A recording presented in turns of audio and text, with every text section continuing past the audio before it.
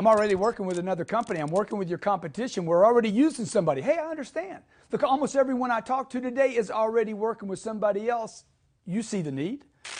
That company's fulfilling that need, or at least part of it. My goal in this call is to simply provide you with enough information so you can see that there might be, maybe there's not, another alternative. Look, I only need a few minutes of your time to see if this would even be a fit for you. The last thing I want to do is waste your time. If after a short conversation, I'm talking 45 seconds, if you don't see the value, if you don't see this is the best decision, if you don't see there's a reason to consider, not do it, but to consider replacing them with me, then I'll hang up and I'll never call you again, okay?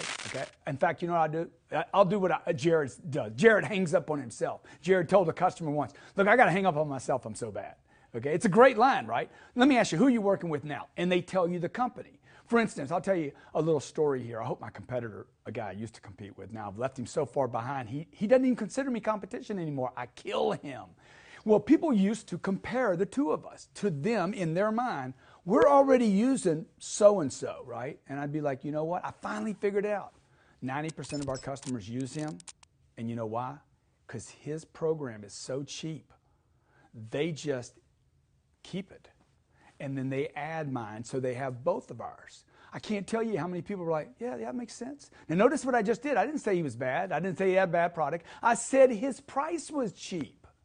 So if his price is maybe what they don't consider cheap, he's going to be like, oh, did they rip me off?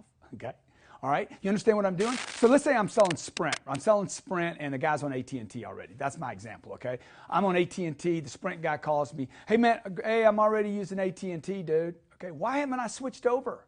Because the Sprint guy don't know how to make the call. The people at T-Mobile don't either. All right, John?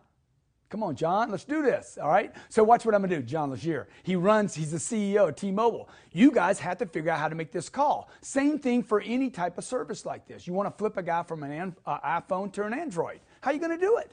Man, I already got a phone. How about the car salesman? I wanna flip him from a Chevrolet that he just bought a lease 18 months ago to a new Chevrolet. I already got a car, okay? How do you flip somebody? Hey, of course you do. Of course you already have that program. Let me show you. Let me take 45 seconds and show you why you'd want to replace it. At the end of 45 seconds, all you've lost is 45 seconds, and I'll hang up on myself. Stay in this call, and also know this. Why not sell them two of them? Why can't I have an iPhone and an Android? Would I be the only person on the planet that had both? How many people have two suits they're not using? Okay, two blouses they're not using, two purses, two pairs of shoes. Everybody, okay? All right, stay in the deal, stay positive, and figure out, how do I flip this guy? Hey, you're on Sprint right now. You're on the AT&T right now.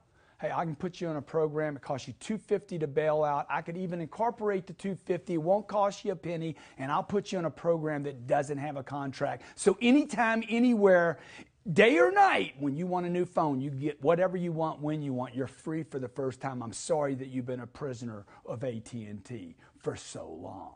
Do I have your attention? Oh, by the way, if half of what I'm saying is true, are you the decision maker, or would there be somebody else involved? That's a strong call.